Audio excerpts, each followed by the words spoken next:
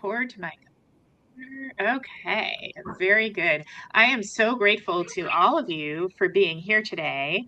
I am also going to share my screen as we get ready to get started. Share. And here's the presentation.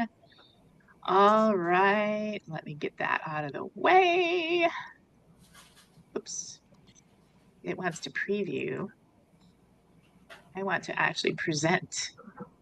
I don't know why it's saying preview instead of present. Are you all seeing my screen kind of bouncing around here? You see? Yes. Okay. We All see your right. screen. Kara, my expert on all things Zoom. I want to share my presentation and I'm getting preview instead of present. I don't think I've ever had that happen before. I don't either. Maybe close it and or go back. Yeah. Yeah. Back up to odd. It is odd. You never know There's what's always going to something. happen. It's always something. I know, Yeah. right? You're doing great. And you're with Oh, friends. she knows I need that reassurance because I start freaking There you out. go. Yay, there it is.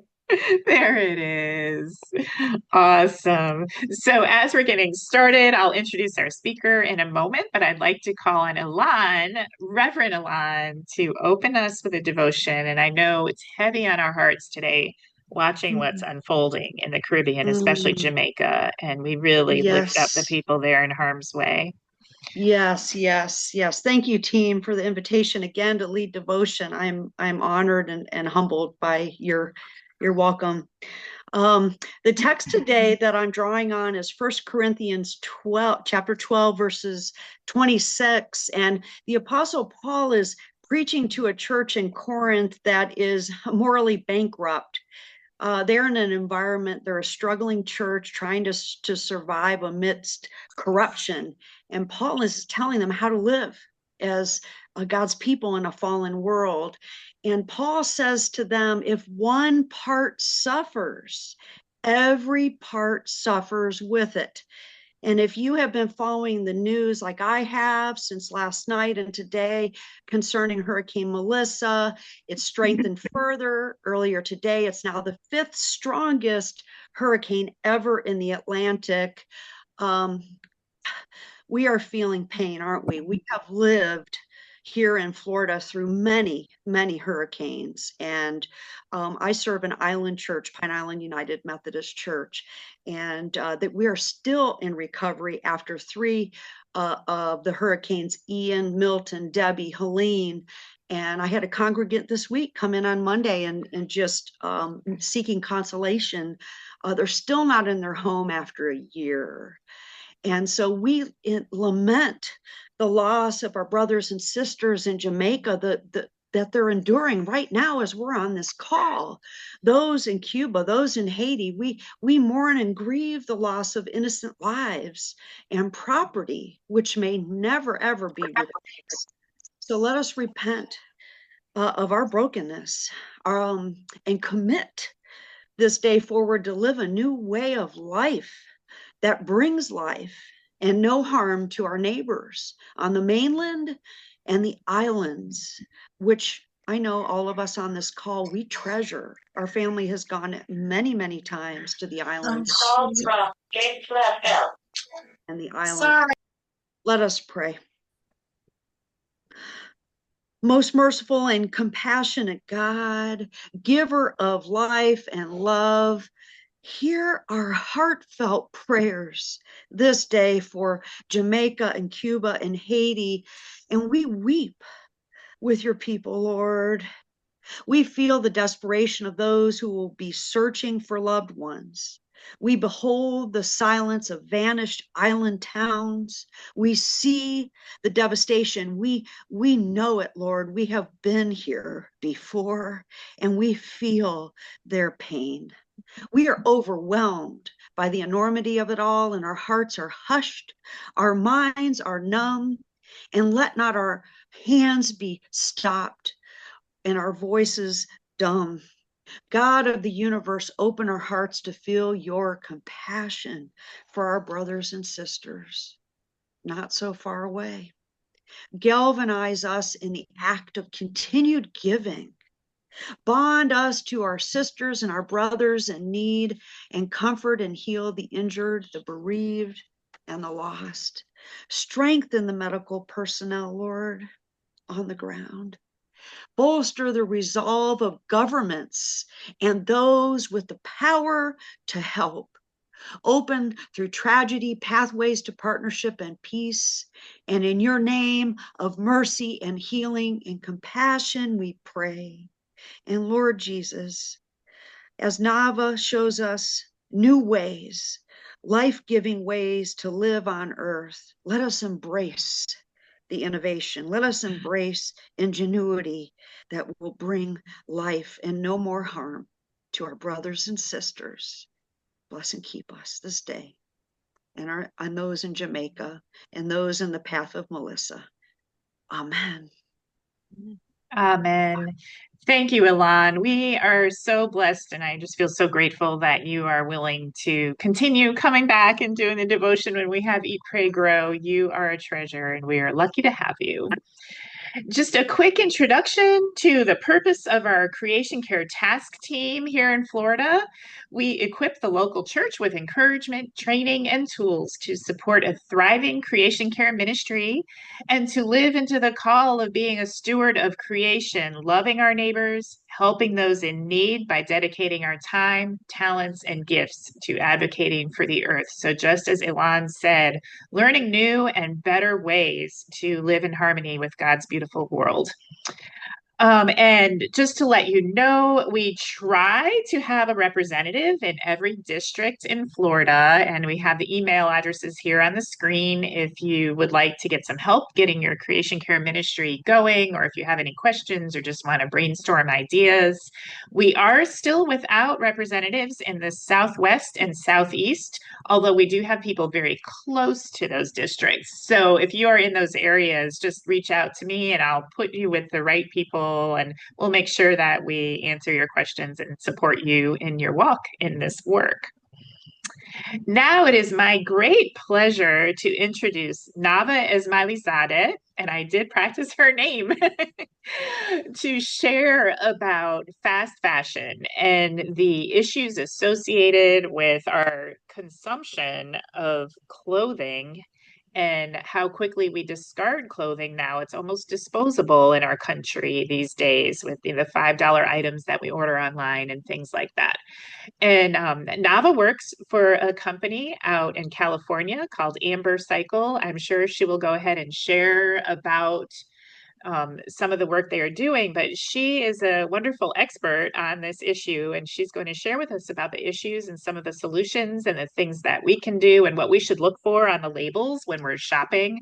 And of course, thrifting, I guess, spoiler alert, is always a good thing too.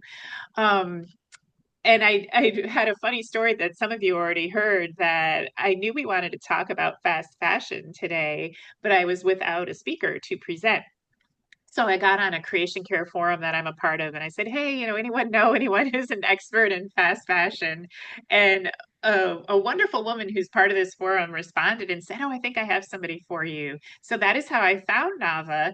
And as we were talking about the program, we discovered that Nava doesn't know Valerie really either. So I just love how it all came together, that neither of us really knew the person who put us together. But I always feel like it's a God thing when the right people come into your life just when you need them.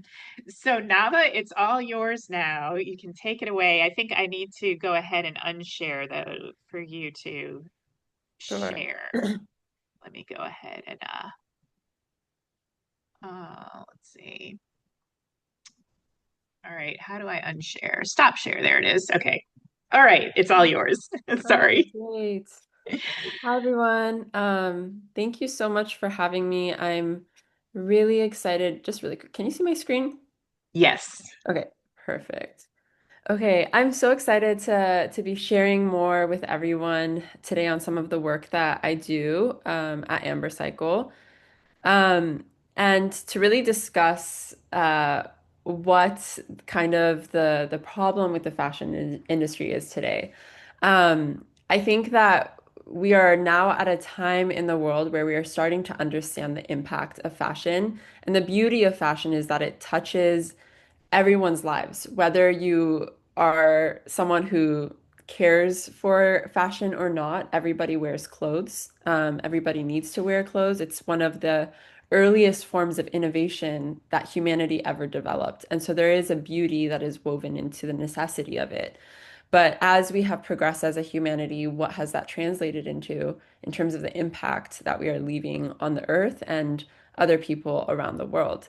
So, to start off exploring the problem a little bit more, I have a question for everyone, and maybe you can quickly unmute yourselves.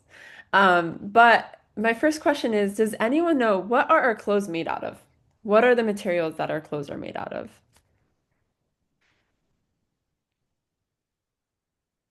I know a lot of them have a lot of plastic. Plastic, Kara or Cotton. Cara? Oh, Cotton, yeah. Yep. A lot of chemicals. Petroleum. Okay, you're muted, Nava. Some wool. oh, can you hear me now? There you are. Yes. Okay.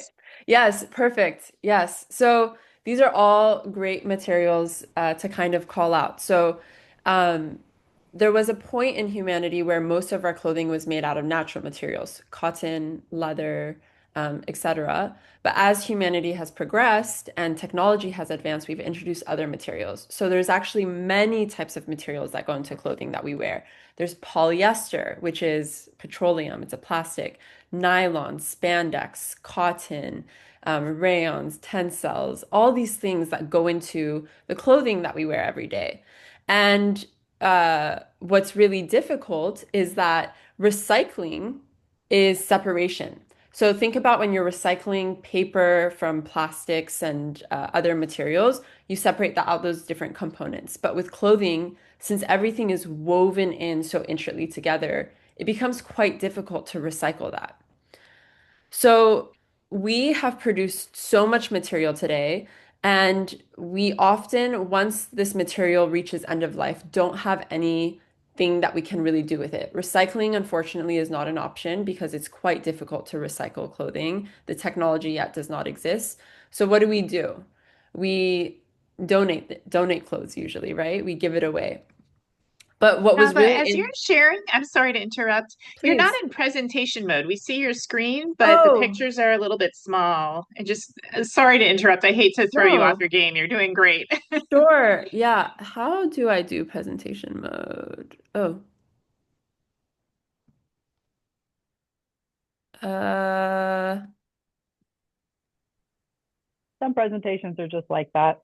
Yeah, can you can you see me better now or now it's actually smaller on my screen anyway. So if you go back to what you were at before, it'll work. I just wasn't sure if it's easy to get into presentation. So okay. go That with it. was because she was in front of the picture. Is this good? Yeah, now you're in front of the picture. It's fine. Okay, I might leave it as content only just so you can see everything, but once I do Q&A, I'll try to make myself a bit bigger. So today we donate a lot of our clothing, oftentimes to places like Goodwill, Salvation Army, etc., when we're done with the clothes that we wear.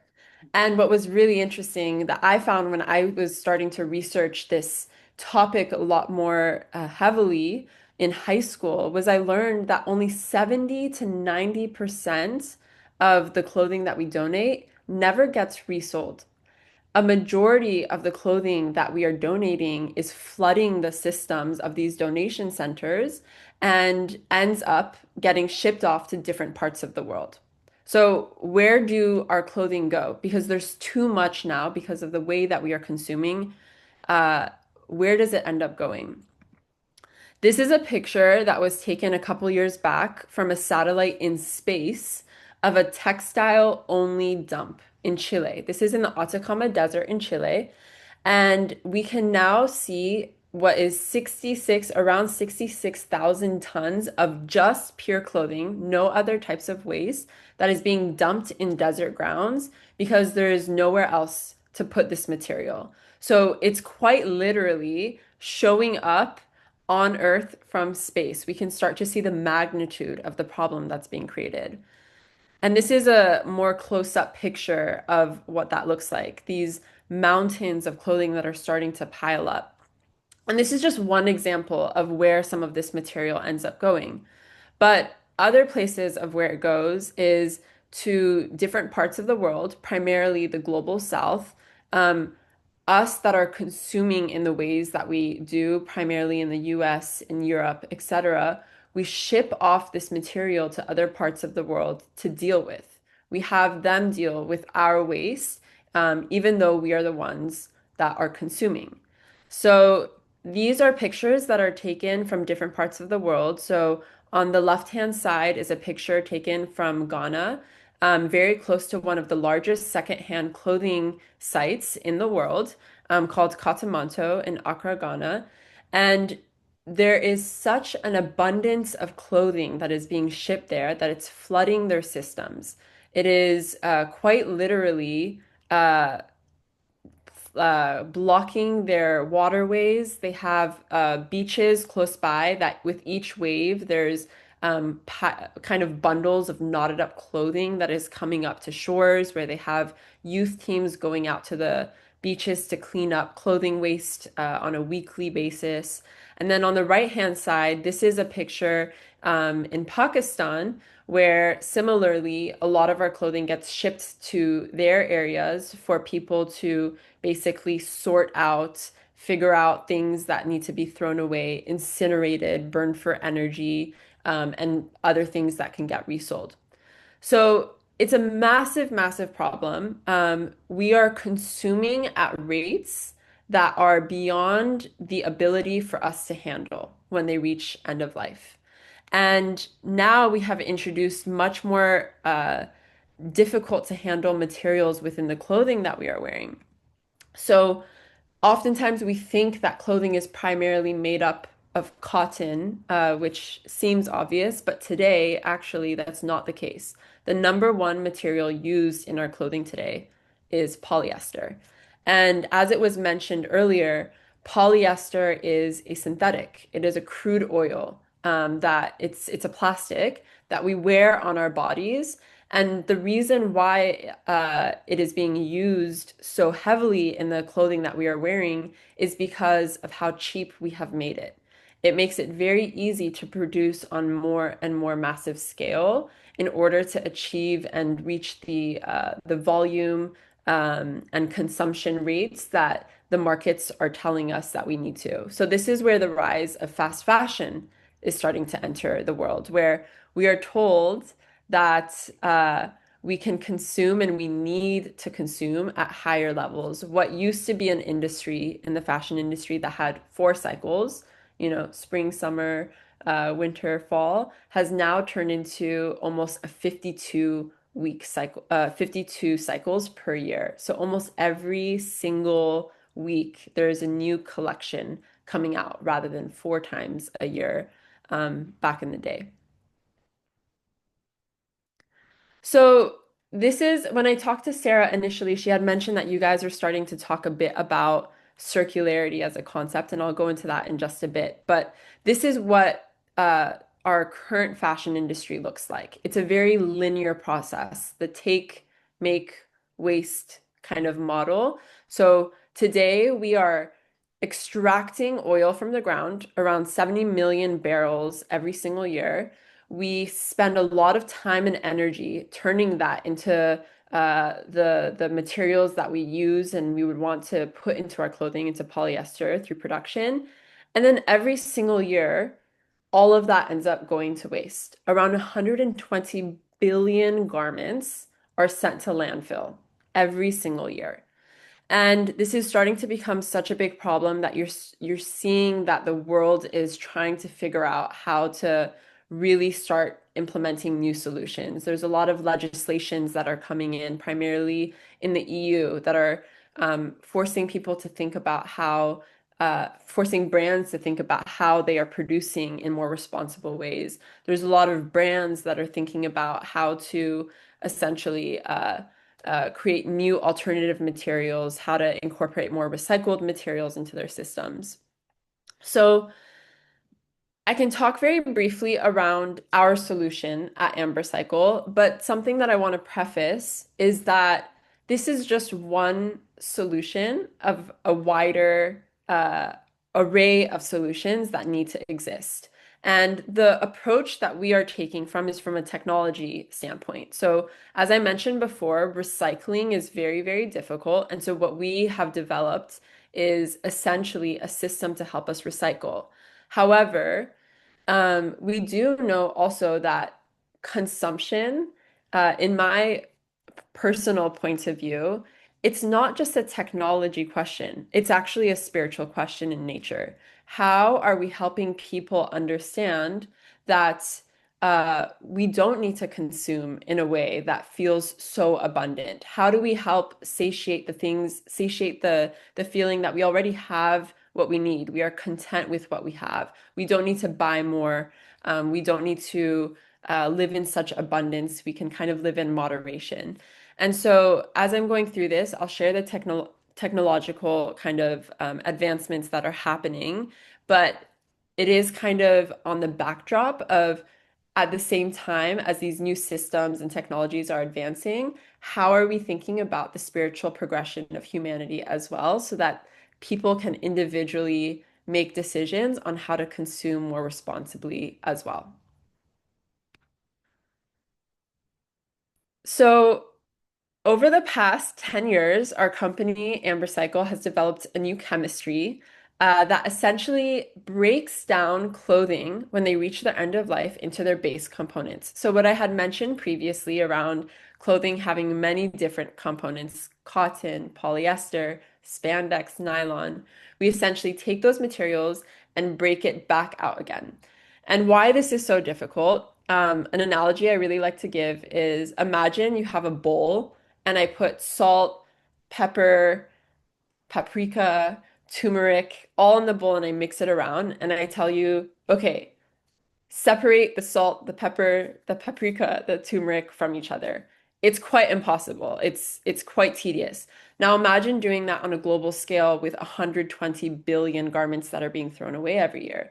It's very, very difficult. So what our chemistry has essentially enabled us to do is to start doing that. And we are starting with polyester because it's the most used material in fashion, where we're able to liquefy, separate out the different components, and we reconstitute the polyester back into the base chips to make new yarn, new fabrics, and new garments out of old clothing. And the premise and the goal of this technology is so that we can stop extracting raw resources from the earth. We don't need to continue extracting anything else. We already have enough material in abundance already, kind of filling up our landfills. So how do we take that material and learn how to regenerate it so that we can use that continuously in cycles rather than continuing to produce more and more every single year? And so over the past few years, we have been kind of scaling that technology. I'll actually show you this picture. So on the very, very left-hand side is the very first, very janky kind of spaceship-looking machine that we built. That was the first of a kind machine to successfully run our process. And ever since then, we've been scaling our technology to essentially reach the magnitude of the difficulty in the fashion industry. So what we're working on now is a much larger version of this, where we're building a very large plant that will be essentially doing this advanced recycling system.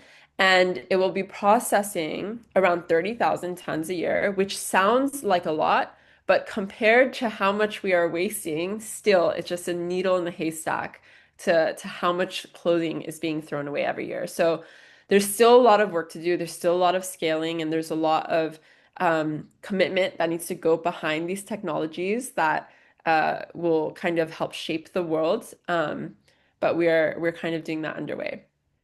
And so, uh, how are we doing on time, really quickly? Do we have just a couple more minutes? Okay. You're doing great. You Okay. still have like 10 minutes, really. Oh, okay. Okay. Perfect. So, really what this plant is enabling us to do is going from this linear economy. So this is a kind of example supply chain or value chain that shows the linear economy, where we are moving from the raw material to creating fabrics, garments, etc., and then it ends up at landfill to then this new circular economy. So this is a circular economy in practice within the fashion industry. One where we are able to produce, distribute, we make new clothes, we sell them. Once they go to the consumer is then able to send it back into the system to be regenerated, and then the materials that are regenerated can re-enter the supply chain over and over again. And so this is the model that we are really helping the industry think about adopting, not just in terms of implementing our regenerated material, but the practices that go behind implementing a circular economy model are quite difficult. It's very contrary to how the current system works. So there's a lot of education that goes into working with not just consumers, but with our brand partners to help them reorient and rethink about the materials that they are choosing to use within new garments, how they are designing garments to be easily disassembled at their end of life or recycled with better impact, how consumers are being educated to learn about what they are buying, what are the materials in their garments, and how do they take care of it in a way that they know where to send it back at its end of life. So it's quite a complex system, and it's going to take many years to build out. But I think what's so exciting is that we are starting to see glimmerings of hope that the world is really eager and needing these changes to be adopted in faster strides.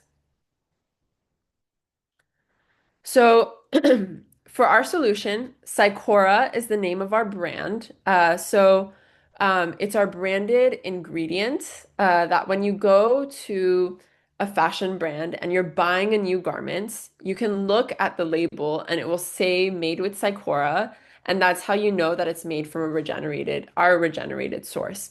Similar to, when you see spandex or tencel, these are all brands. Spandex is actually a brand for elastane. So similar to that, when you see cycora, it's a brand of our regenerated material. And we've had the privilege of making a lot of different types of fabrics. So this shows up in a wide variety of different types of materials.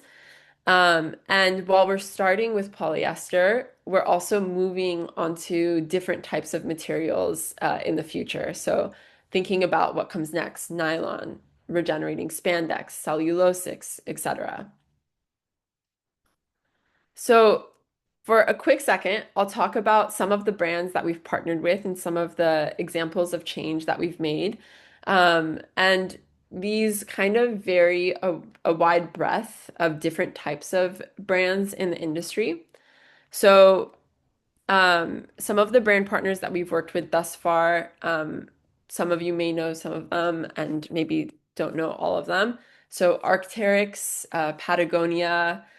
Today we actually announced, just a couple hours ago, we announced our partnership with REI. If you're familiar with REI, the outdoor, we're really excited with them. So to be working with them, they signed an agreement that essentially they will be starting to use cycora across a wide variety of different products. Other brands like H&M, and one of our biggest clients actually is Zara as well, which is funny because they are a huge fast fashion company. So what does it mean to be working with brands like H&M and Zara that are huge kind of contributors also to the problem we're trying to solve? So what's really interesting about the way that we're working with Intedex is that today in the fashion industry, brands typically do not buy raw materials. They buy garments and they sell garments. And oftentimes they are not connected to earlier parts of the supply chain in terms of where the yarn is being produced, where the raw material is being produced. But together with Intedex, we were able to essentially sign a one-of-a-kind, unprecedented contract where they committed to essentially purchasing material from our future facility. And they signed a binding contract that then enables us to go and get the financing in order to build these types of new facilities that exist. So it was a really, really exciting, very unprecedented type of contract that has been done before. But I think beyond beyond the monetary value of like the type of contract that we are signing, what it signals is that I think people are starting to understand how massive of a problem this is and how they need to contribute to the solution in order to be a viable business in the future. So we're very privileged and honored to be learning and working with a wide variety of different brands, from the Patagonias of the world to the Zara's and H&M's, but really thinking about how to progress this world and industry forward. And so I wanted to keep the slides not too long because I'm sure there's many, many questions, but I want to end on this note. So the tagline, or one of the kind of mission statements that we say with our brand very often, is that we want to live in a beautiful world. And this phrase, it's very close to my heart, not just because of the word beautiful in a material sense. Beautiful, obviously, we want to live in a world where we are not polluting our natural environment. We want to live in a world where we're in harmony with nature, but beautiful also in sense of the virtue that it represents. Beauty is a virtue and a capacity that we need to kind of work towards, because it's not about the end result. Beauty is latent within the processes that we are and the craft that we are putting out into the world. And so, with an industry like the fashion industry that is so focused on end results, what the end garment looks like, we really want to bring beauty back into the process of why something was created, and that really can also dignify the station that clothing can hold if we allow it to. So I'm very excited to be sharing, and I hope there are questions that I can help answer as well. Yes, I invite everyone to go ahead and think about your questions. And while you're thinking, Nava, thank you so much. This was exactly what I was hoping we would hear today. And, especially how you ended and the concept of beauty. Innovation is so beautiful. It really can be. When you think of the creativity that goes into thinking of a new way of doing something and incorporating that every step of the way. So I appreciate that so very much. Thank you. I appreciate what you're doing. I'll start with a question that I had, and it's that you said putting the materials back in over and over again. And I know with plastic recycling, we talk about how it degrades and you can only recycle so many times. Yeah. And I wondered how that's working with your technology. Yes, yeah, that's a really, really good question. So today, the way that we recycle plastics is through a mechanical process. So we take, for example, water bottles, we shred it down, we clean them, then we shred it down, and we then turn it into the new material, the new chips that can get turned back into garments. And so because it's a mechanical process and we're just shredding, the quality of the output is dependent on the quality of the input. And so each time you do this process, it degrades a little bit. And so you can only recycle it once or twice. Through the process that we are creating, it's not a mechanical process, it's a chemical one. And so the quality of the output remains at the highest grade, even though the inputs might have, contaminants, they might be dirty, etc. And so through that process, you're able to, let's say, put in a garment. The output of that process is a regenerated chip that is at virgin quality, and then it gets turned into garments again, etc. So we go down to the molecule, and we're essentially rebuilding the material to be regenerated over and over again. However, the one thing I will say is that no process is infinite. There's always a small percentage yield loss, and so it's not. We kind of stray away from the word infinite, but it is continuous in the sense that you can continue to regenerate it over and over again, and it won't lose its quality each time. That's amazing. That is really good news. So, and that you actually did answer kind of my part B is, what is your loss in the process? What does end up going to the landfill because it's contaminant or, just waste byproduct of the whole process? Yes. Yeah. So it's a small yield loss in the actual process, but the chemicals themselves are continuous, so they recycle through the system. Um, the other components, so right now we're focused on the polyester components. The other materials like the cottons or the spandexes, they kind of go into R&D for us to figure out future potential yarns that we can turn that into as well. But right now we're just focusing on that first kind of big problem child and thinking about how to solve that kind of difficulty for the industry. It's always the biggest number one material for all of our brand partners, and so they have a big question mark on how to solve some of the needs there. I love that. And certainly we see that in the stores. I look at the labels a lot and it's almost always Yeah. polyester, like probably 8 times out of 10, I would say, at least where I shop. Yes. Yes. I'm always looking for the linen. Yes. Yeah. And it's only becoming more and more prevalent. Yeah, and it's what's interesting about polyester is that we treat it as a cheap product because it's an oil, but in theory, it's actually the opposite of that. It should actually be treated as a very valuable product because of the durability. Um, I think what's really hard about the conversation around sustainability is that oftentimes we ask for black and white answers. What is good? What is bad? But the reality of sustainability is that there's nuance in the impact that we are making. In some cases, polyester is great because we can put it in snow jackets, we can put it into rain jackets. There's a function now that we haven't been able to have before. In a lot of cases, it's not good. You don't want to see polyester in a pullover sweater that should be made out of cotton. So I think this is the beauty of nuance is that it allows people to ask questions themselves. Consumers can't just be given a black and white statement of this is good, this is bad. And if we do that, we also risk as consumers falling for marketing tactics that are labeled as sustainable. We have to ask questions ourselves of what feels right in this moment. I'm buying a polyester snow jacket that is really high quality. How do I take care of this for as long as I possibly can so it stays in my closet for 15 years? Or I'm buying this, pullover sweater.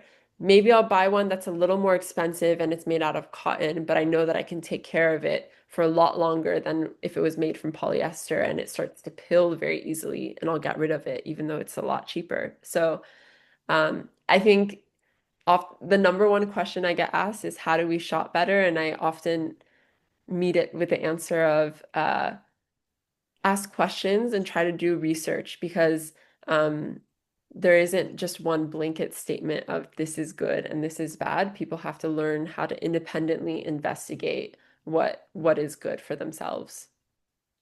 That's great. Do we have any other questions? Go ahead and unmute if you, oh, Laura, Yvonne has one. Yeah, I've got a couple of one is I wondered about the cost. Is the cost of this more expensive than, something made from, the oil initially? Does it turn out to be more costly? Yes, yes, it does. Okay. It does. But the reason why it costs so much more or costs more right now is because of the scale. So, like I said, we are producing a lot of polyester in the world. One can say it's one of the most commoditized products in the world. It's in everything. Um, and when we are building a new plant to replace such a massive volume, it takes time to kind of hit that magnitude of scale. So that plant that I showed, the picture of the facility that we're building, it's going to be a lot more cost neutral compared to where we are now. Um, uh, but still, there's a ways to go to get it to a place that it reaches, price parity that you kind of see today. The one thing I will say on that question, though, as well, is that we as consumers have become very accustomed to very cheap clothing. And some of the cost of that clothing comes from the materials, but a lot of that cost also comes from the labor. And there's a lot of corners being cut um, where we are able to make clothing as cheap as it is presented to us today, when in truth, it is not actually that cheap to make. People are getting cut, people are not getting paid fairly, people are not working in safe conditions. The materials that they're using Mhm. is one component of it.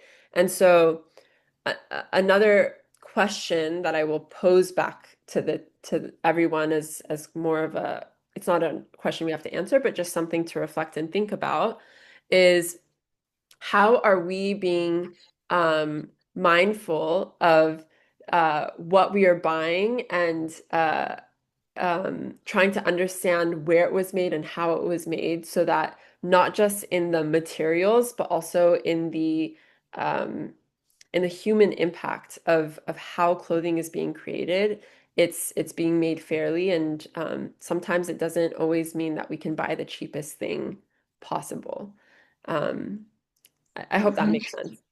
Yes, thank you. Yeah. My other question was, I was struck by you showed that new plant being built, and there was so much water all around it. And I Yeah. wondered, was that on purpose that you built it so close to so much water or? So one thing I will preface is that picture is a render. It's actually that facility is under construction right now. It doesn't look like that. That's what the Right. future facility will look like.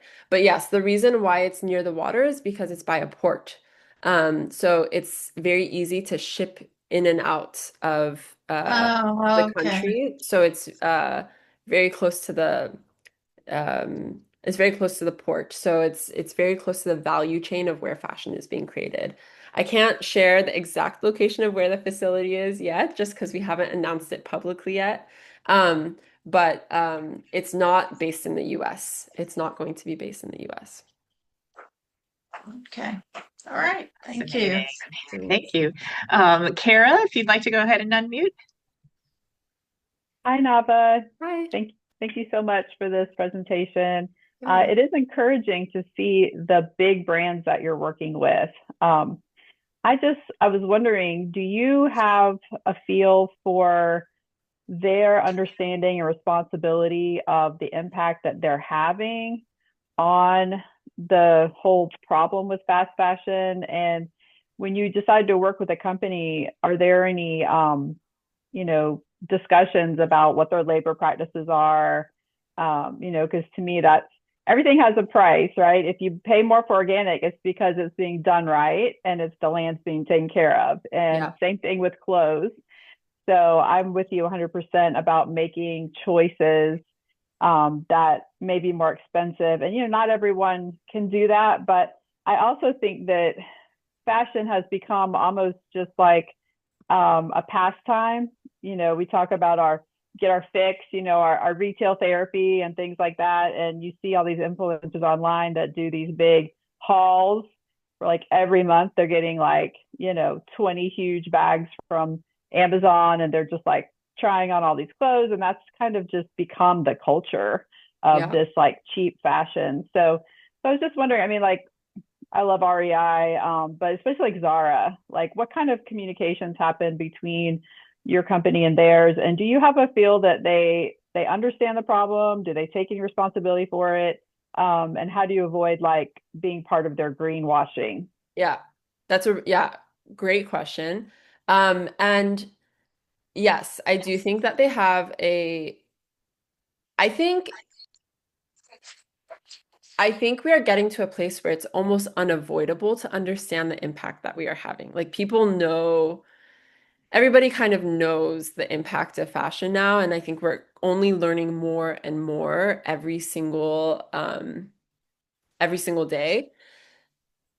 What is really helpful is that so the way that we're working with a brand like Intitex is very unique and it's very difficult for a brand like Intitex. Or sorry, Intitex is the parent company of Zara. They own Zara, but they also own a lot of other similar brands based out of Europe. Um, the way that we're working with a brand like Zara is very unprecedented. We were not interested in going in and just doing a capsule collection, having them market it, sell material. We're not working with them on that regard. They had to change the way that they are fundamentally doing business, and that is how that contract got signed. So in the linear model, you saw how there's raw material, there's yarn, fabric, garment, then it gets sold, and then it goes to the consumer. We are operating as the raw material provider, and the brand is at the other side of that value chain. And almost never does the brand have visibility or work with the raw material provider. It's a very fragmented supply chain. One piece then goes to the next, to the next, to the next. So the way that we work with Intedex is that they have a commitment that they have to buy this raw material, which is incredibly risky on their front. But not only do they have to buy this raw material, they are agreeing to buy this material from a facility that does not yet exist. And they had to essentially go through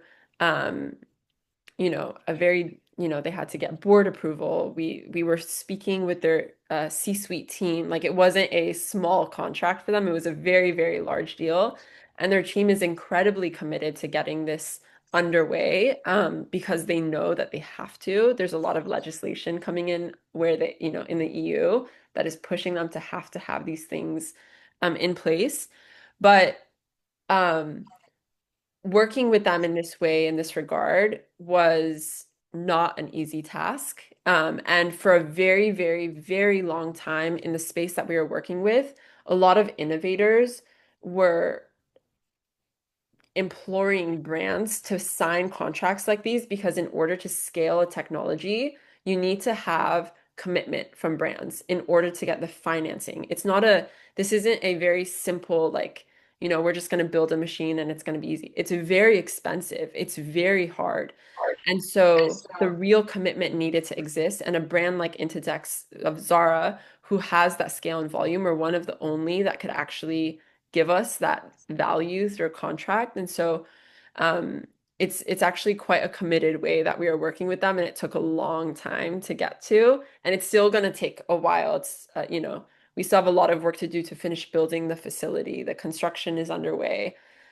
Getting the supply chain right. It's a whole ordeal, but we have an entire internal team of theirs that is dedicated to essentially building out this new function, this new way of working. It's not always rosy though.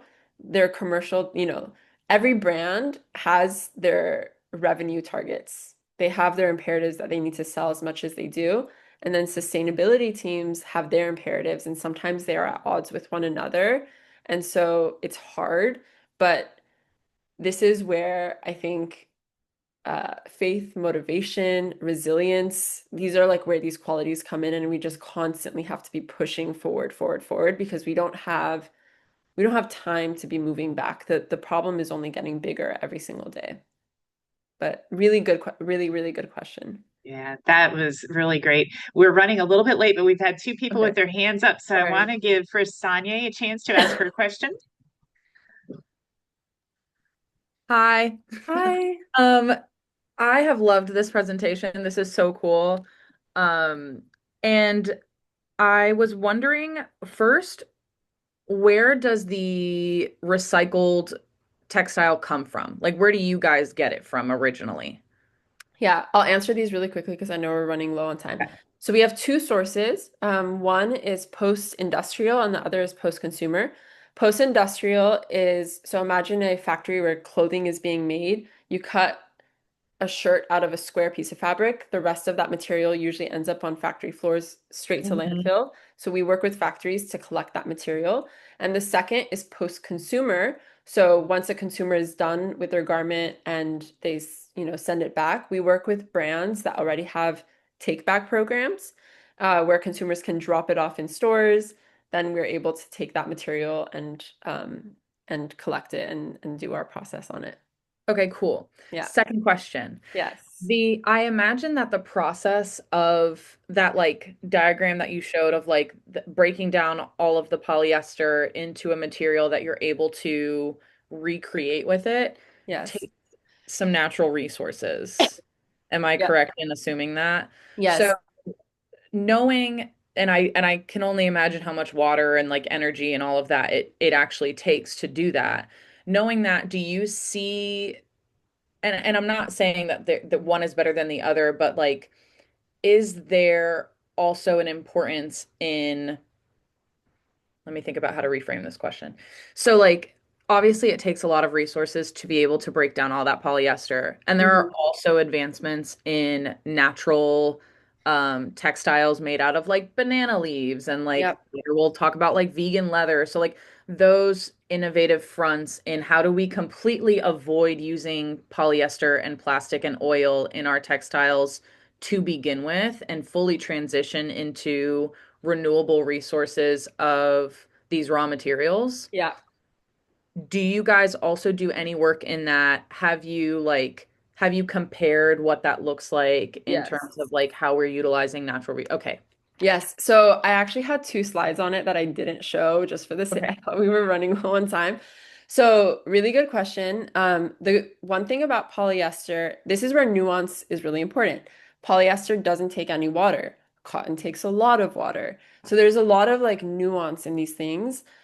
We work with third-party life cycle and assessment firms to essentially measure the impact of our process.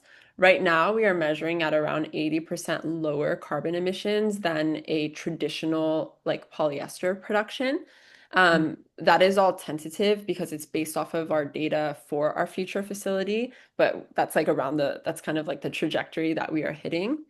But the answer is, again, yes to all these things. We need to be developing these new alternative materials.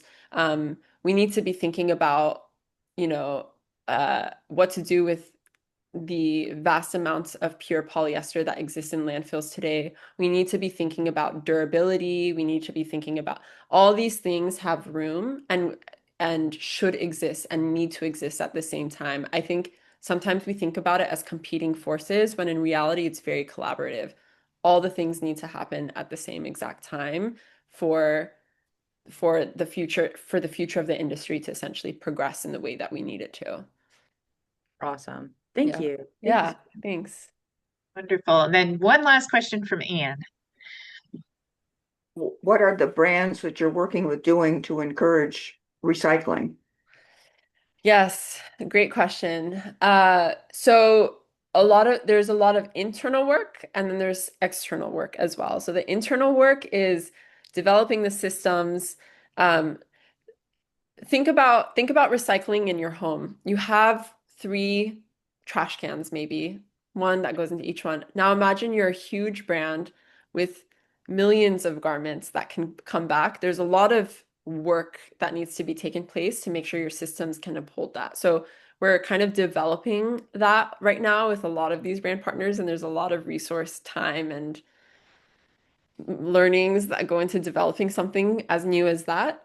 And then externally, also, there's a lot of education to be done on the consumer front, also to help encourage them to understand how our material is different, how to treat it differently, where to take it at its end of life, etc. So we're also doing work with them on thinking about how to educate and market towards the consumers to understand the difference. And that's a lot of my role. I had brand at the company, and so education is really kind of a lot of the things that we are trying to push forward. So there's a lot of work, and it's going to be a uphill battle, I think, for the next few years, but we're really excited to be a part of it.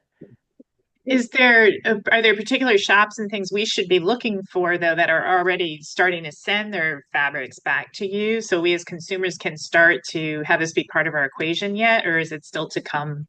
I think on the sending it back to us, still to come because that's being developed as we scale. It's like a Mhm.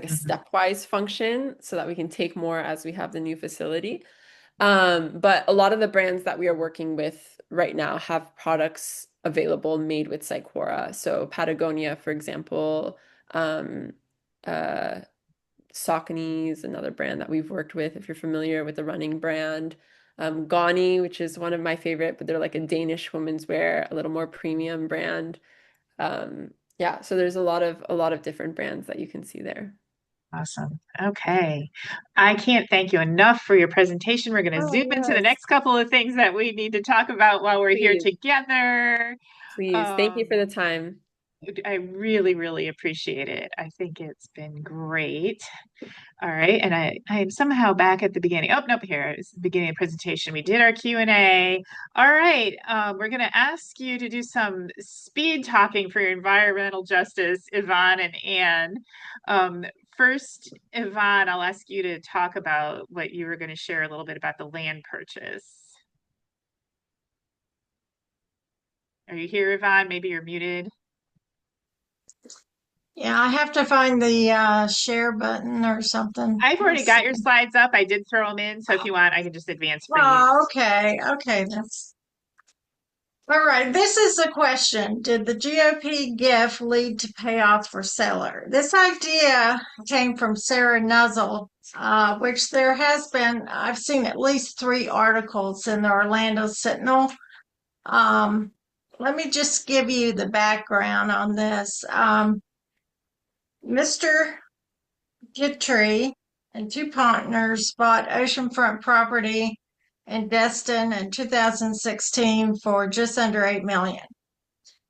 Okay, please note that this property was already approved to build condominiums, 79 units, under the previous owners.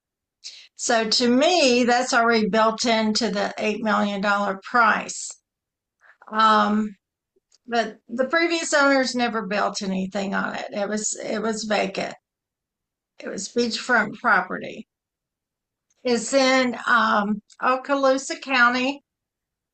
The property appraisers, now they're always usually a little bit low, but they have it appraised at 10.45 million.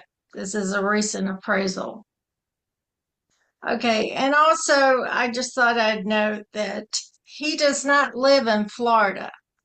But with his businesses, he does have, things going on in Florida through his businesses. He's interested in Florida politics. He's contributed to DeSantis, our attorney general, current attorney general. He had contributed to Moody, our prior attorney general, but she's really not involved in this. And I give some examples of some contributions he's made. And you can go to the next slide. Okay, so here's the punchline. DeSantis and his cabinet decided to buy this property I just described for $83 million. That's over $20 million per property.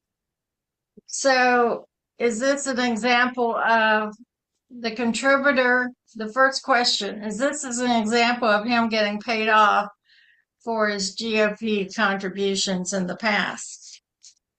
And the next to the last slide, wanted to tell you a little bit more about Mr. Digtree, if I'm pronouncing that right. He's already had some something on his record that stains him. He's known for his involvement in one of the biggest public bribery scandals in Louisiana history.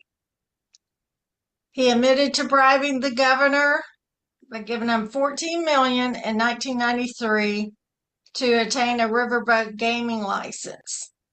He got out of it jail free, though, because he was willing to testify against the governor, Governor Edward Edwards. So he was just sentenced to probation and had to pay back $3.5 million. He later sold that license for $170 million. So I would say crime pays. He did not go to jail, and he made quite a bit of money. So then one last comment about the environmentalists have raised objections because this was never on the list as possible property to buy. There were other properties on the list, and they could have bought a lot more properties for $84 million. So they're basically were against this. It's And that's it. unbelievable to me because I know we have property we were trying to sell just to our county land acquisition management, and the process we've been going through for months and months and months like that. It could just go through so quickly to spend that kind of money is incredible. Yeah. Do you suggest that we express our dissatisfaction then by reaching out to DeSantis's office, or like how do we try to see this not happen again?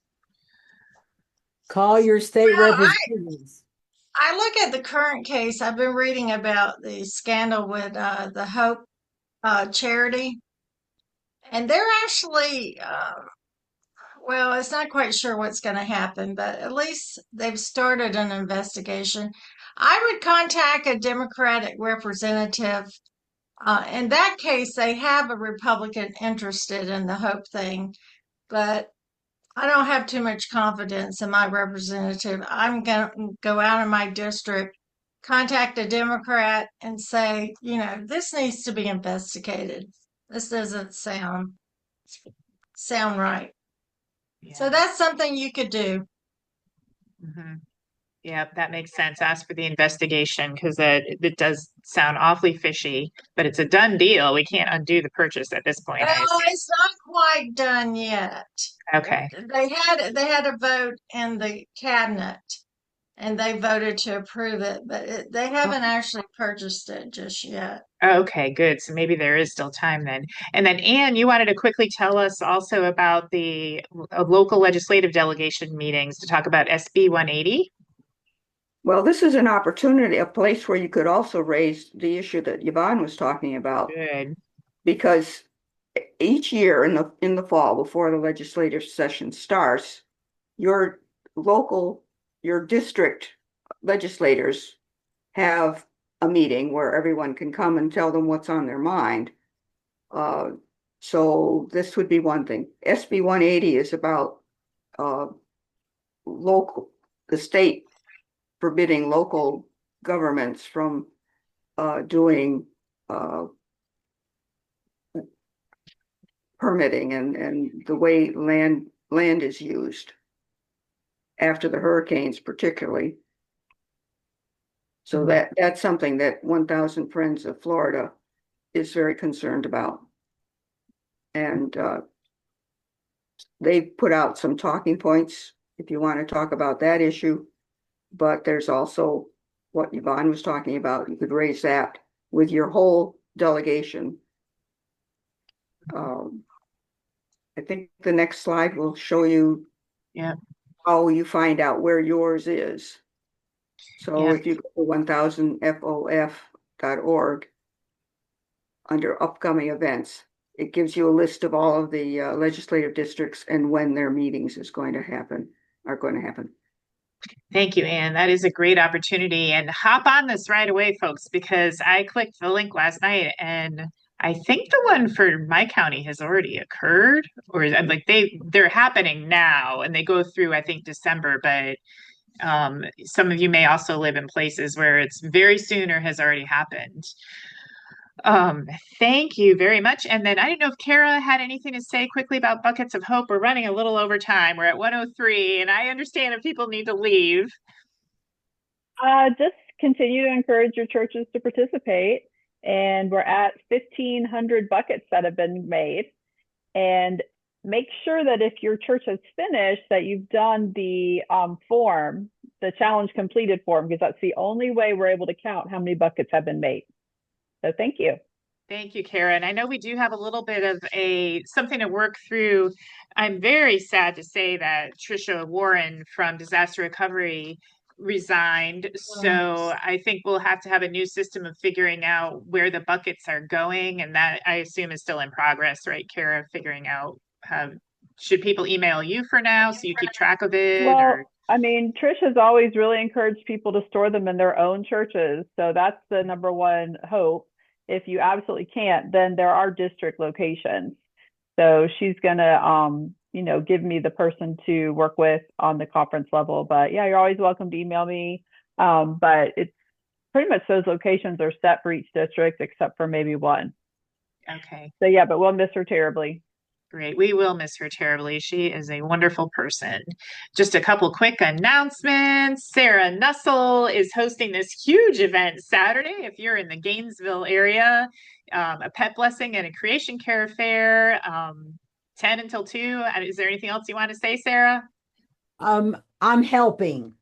Yeah. Pastor Colby Gallagher is the host. He's the pastor at Wesley, and it was his idea to have this pet blessing and creation care fair, and it's gonna be good. I couldn't get the bounce house powered by solar panels, and so we're not doing the bounce house. I refuse to have the stinking gasoline generator on the site. But Thank you. other than that, everything's looking pretty good. God is green. Cool. Thank you, Sarah. And I'm sorry we had to skip the green product this month. We'll catch it next month. Again, charge conferences happening now, coming up. Make sure that your church has somebody in charge of creation care ministry if you have any say in that whatsoever. Next month, we're going to have Brooke Ward with us speaking about the work she does at Food and Water Watch. There will be some more information coming about that soon. And please make a note in your calendars right away that we are going to be on the 3rd Tuesday instead of the 4th Tuesday, because we thought people might be a little bit busy the week of Thanksgiving. But we are going to still hold our meeting in November. In December, we're actually going to take it off. So you don't want to miss us for 2 months in a row. So please try to make sure to be here with us in November. All right. And now I don't know if CJ was with us. Is CJ here? I don't think he is. I'm going to go ahead and close us in prayer. Please let us lift our hearts to God. Gracious God, thank you for this incredible world, the beauty and the wonder and the mystery and the joy. There is so much we are so grateful for. And thank you for the innovation. Thank you for how creative people think and come up with new ways of doing things. Please help us to see with clear eyes where things are good and of you, and where things maybe aren't so good, and we can understand that maybe a better way is needed and make those changes. And God, as we close today, again, we lift up the people in the path of harm from Hurricane Melissa. We ask for your grace to just pour on these people and for them to feel your love and to know you are with us through times of trial.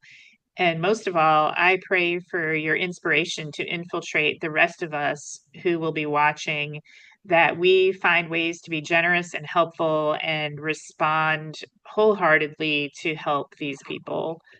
And God, as we go out in the world today, help us to shine your love and light with everyone we encounter. In Jesus' name we pray. Amen. Thank you, everyone, for being with us today. And Nava, especially you, I'm so grateful. This was really, really interesting. I didn't want to cut off the questions because it was fascinating. Like, I personally was like so into it. So Thank you for having me. Thank you, all of you, for being here. Sarah, can I say something? Sure, and if the team wants to hang out for a minute too, but walking in beauty. I walk in beauty, I walk. With beauty before me, I walk. With beauty behind me, I walk. With beauty above me, I walk. With beauty around me, I walk. It has become beauty again. That's a Navajo prayer. After what Nava said, I just felt called to say that. Beautiful. Beautiful. Thank you. Thank you. And have a great month, everybody, or really more like 3 weeks, because we'll be back early next month. God bless you in your work, everybody. Bye. Wonderful. Okay. Oh, I should stop the recording. Remember to do that. Yay. Kara didn't have to tell me this time.